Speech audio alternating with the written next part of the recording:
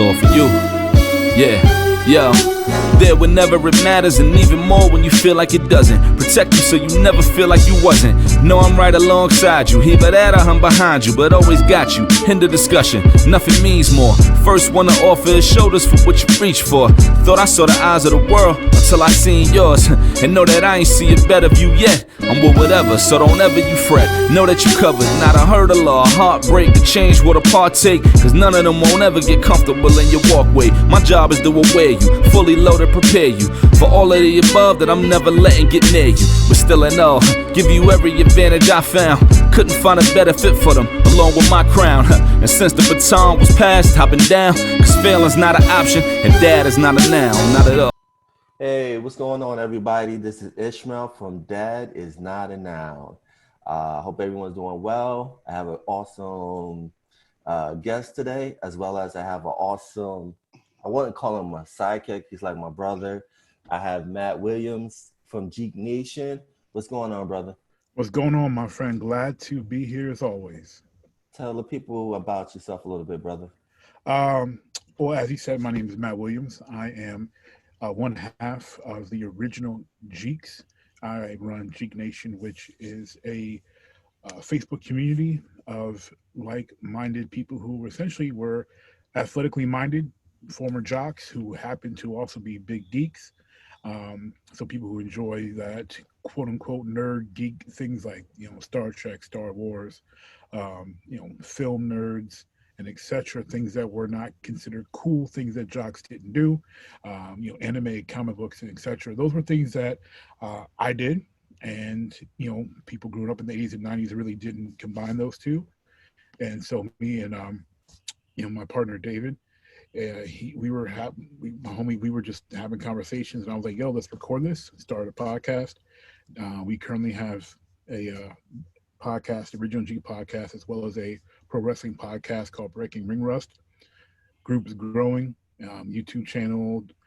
We do Twitch streaming, and going to be doing more and more shows we got down the pipeline. So that's what I do. You can find us on Facebook, Twitter, Twitch, just at Jeek, Jeek Nation. Hit requests in the community. Make sure you agree to our rules. We don't play around when it comes to respecting people, and join the fun. Awesome. And also, I have the main event, the icon, the legend, father, illustrator, just an all-around amazing man. He has this project called Beware of a Toddler. Beware of a Toddler is a webcomic that follows a dad who spent his days at stay-at-home parent to the wild 2-year-old known as the toddler. I have no other than George Gant. How you doing, sir? I'm doing well. Thank you for having me. No, I thank you for taking the time and, spending your Wednesday with us, So I appreciate that.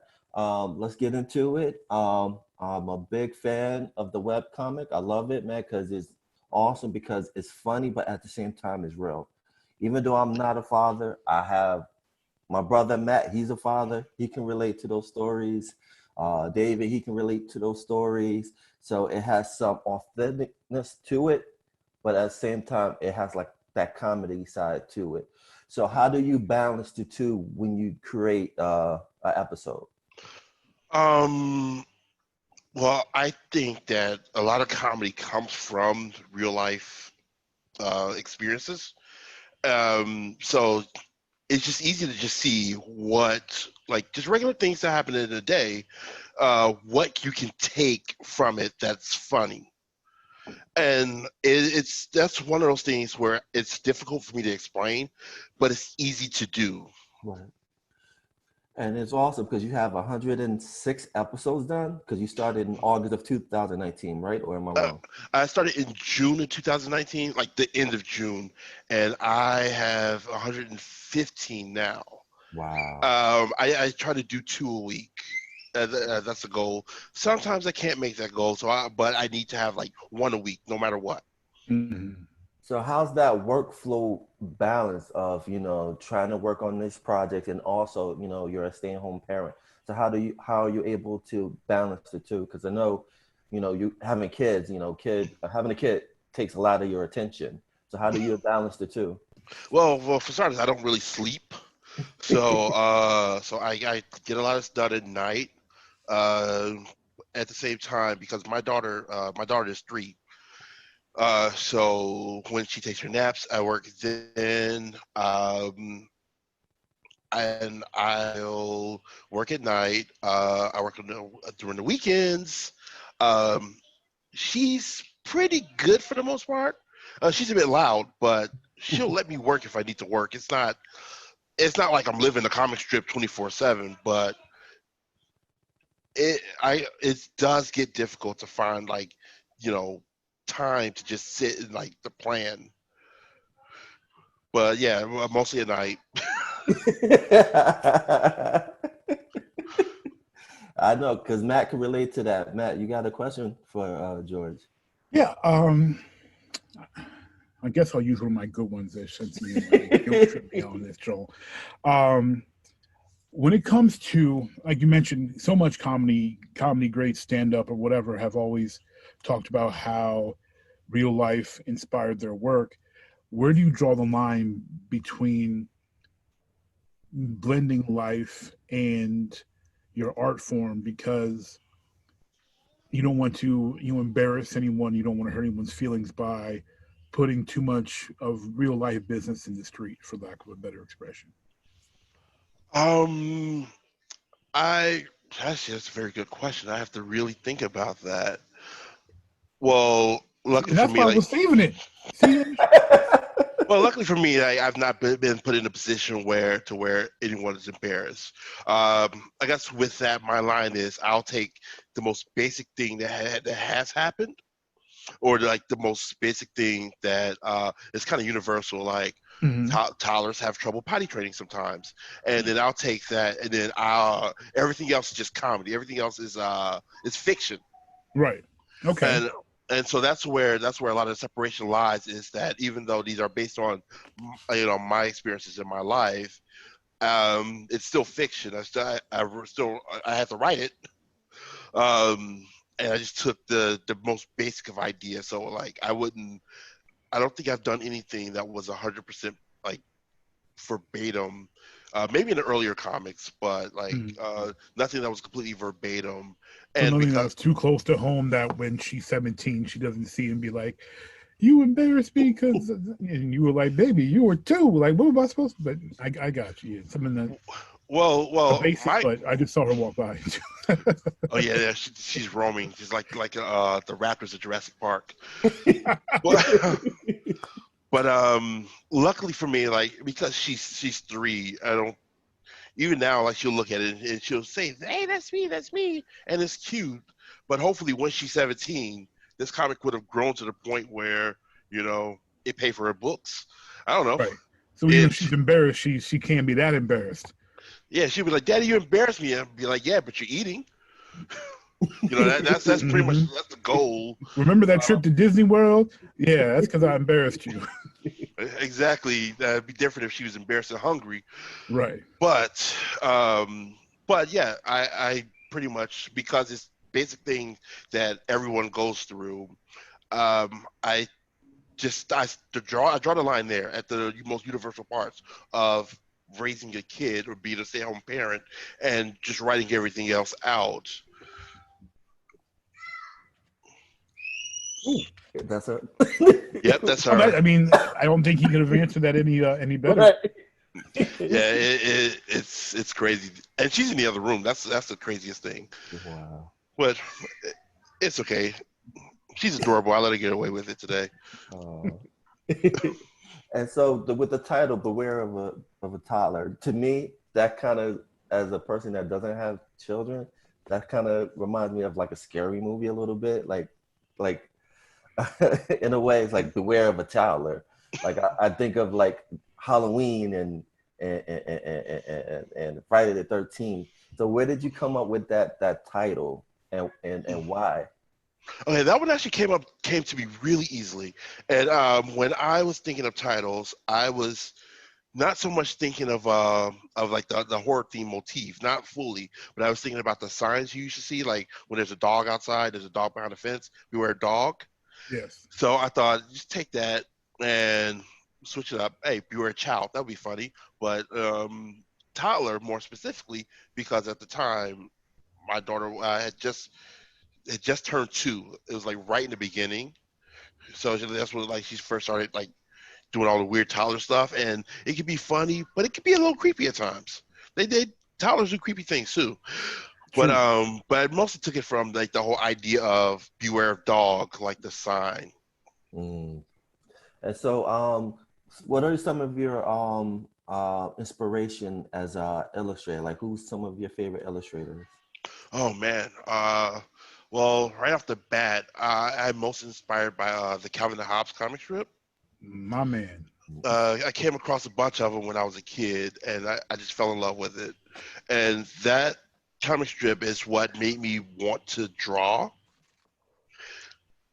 Oh man, I Right at had my so many of desk. those.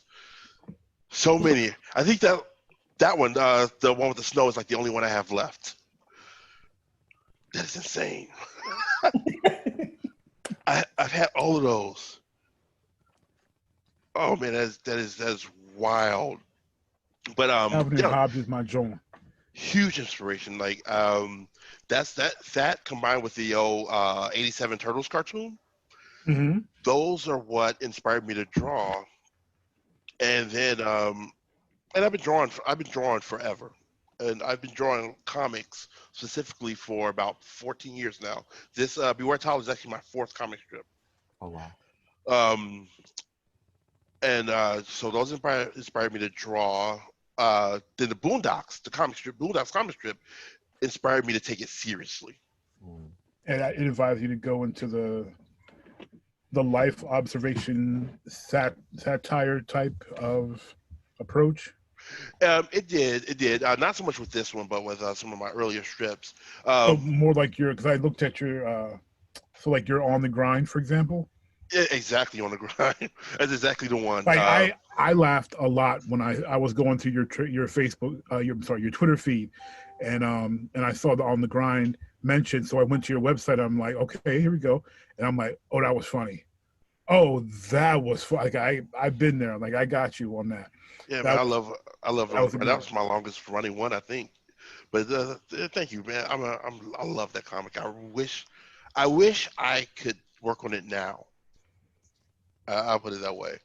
But but so those 2 comics, well, those 3 comics, those 2 comics in the cartoon, Mhm. really what inspired me the most.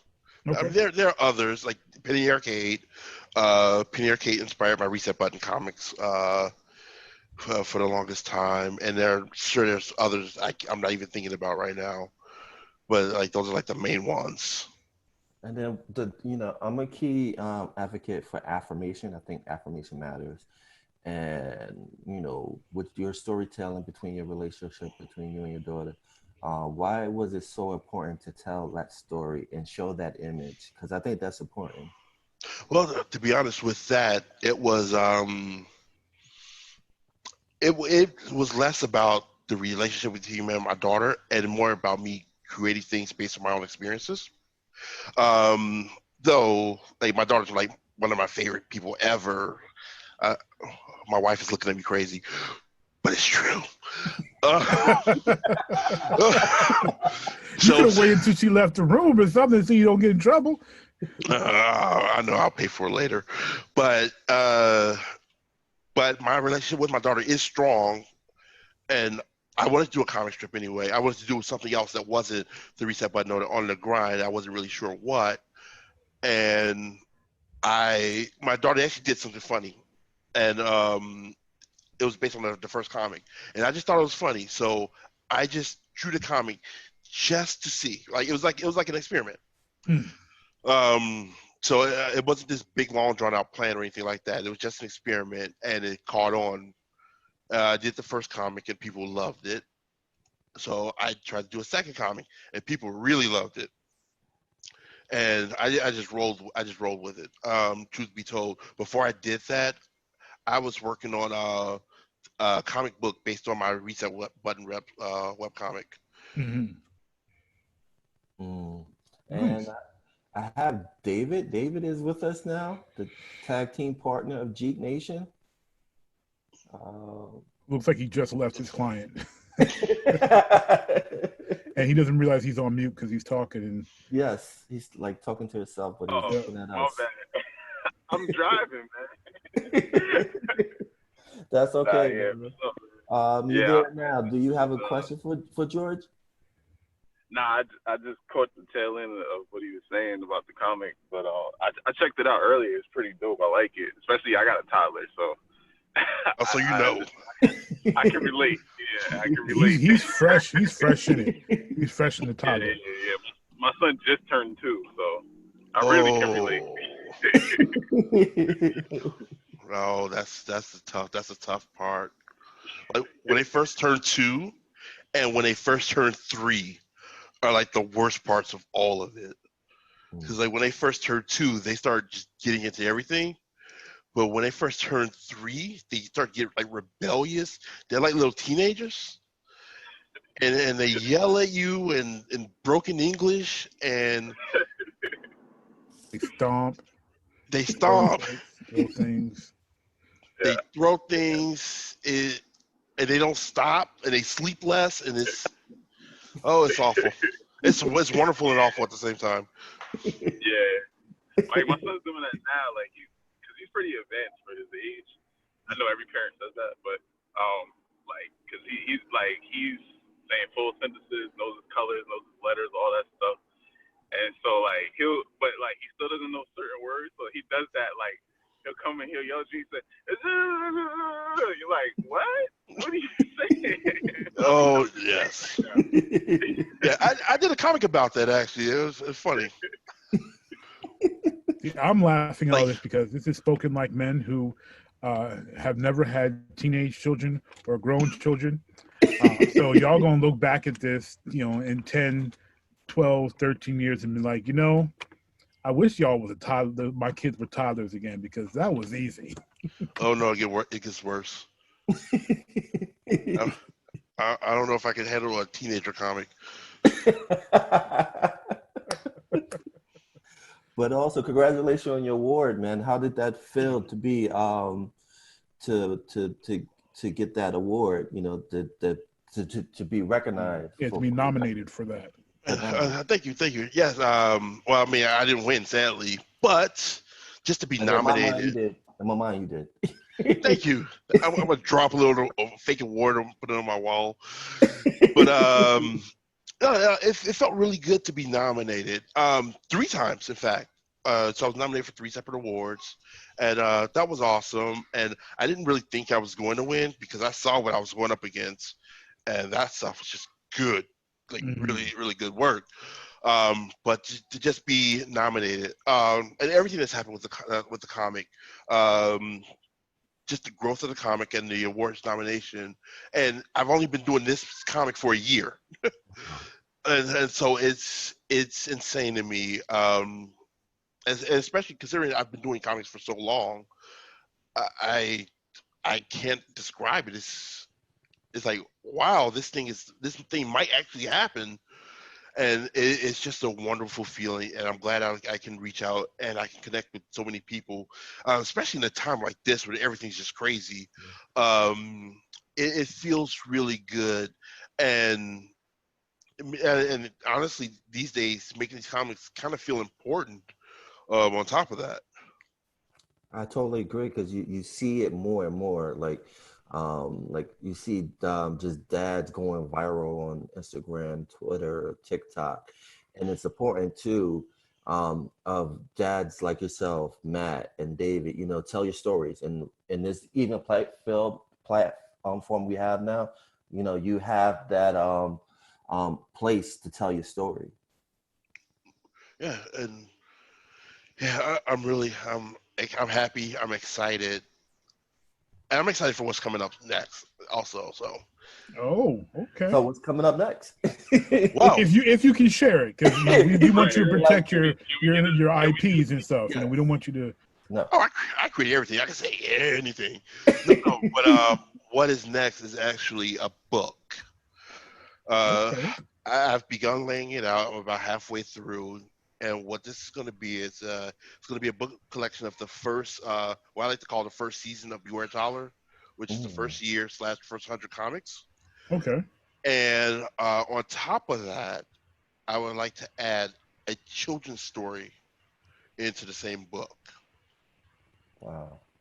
So the idea is it's basically this book will be one half Beware Toddler comics for the parents, other half Beware Toddler children's book for the children. I can see that happening, man. That's amazing. Nice. Definitely. So And then, I've got a story planned out. I'm debating on whether it's going to be full on illustrated as a children's book or if I'm going to do it in comic form. But once I figure that out, then it's on. yeah, man. Like I said, we're excited, man. As soon as they get released, I'm buying a copy. Thank you. I hope to do a Kickstarter campaign. I have no idea how. I've never done one before, so this is like a new thing for me. But we'll make it happen. There's a lot of ways you can do that, and we have some mutual contacts that we could help give you some tips on the self publishing side of things, especially once you decide what your format's going to be. Okay.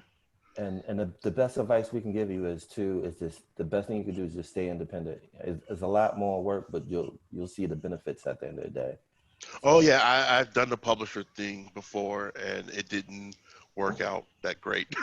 so I'm trying to do this all like on my own from here on out. Indeed, and I'm going to be requesting a signed copy. So once that's out, I definitely want a signed copy. I need a signed Well, copy. of course, done.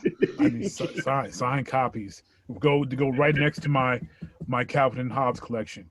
Yeah, man, I love signing things. I'll sign anything. Just come on. You want to sign the screen? Let's go. Sign your camera. There you go. It's dry erase. Dry erase. George Gant. That's right. Wow. So let me ask you a question.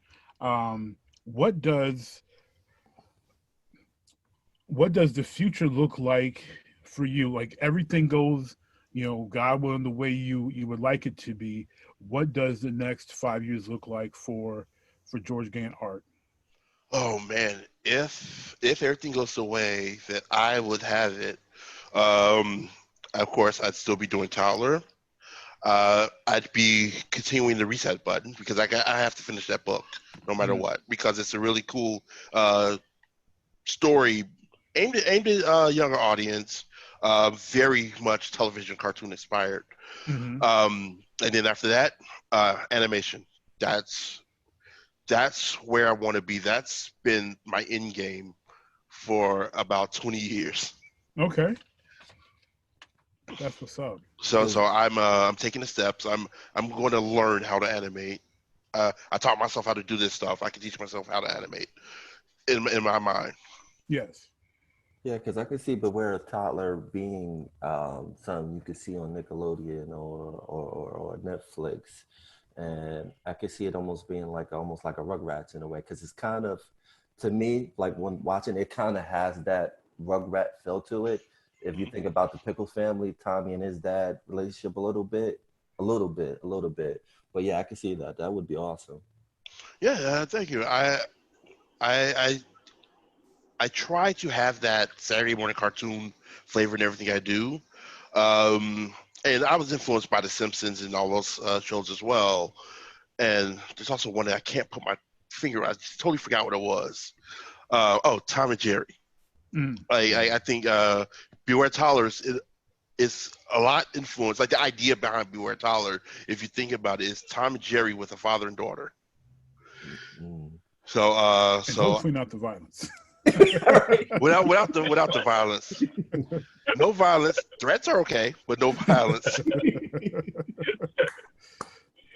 but yeah, so yeah, that's the goal. That's what I'm working towards.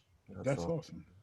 And then the last question, what do you want to say to a dad out there that wants to tell their story?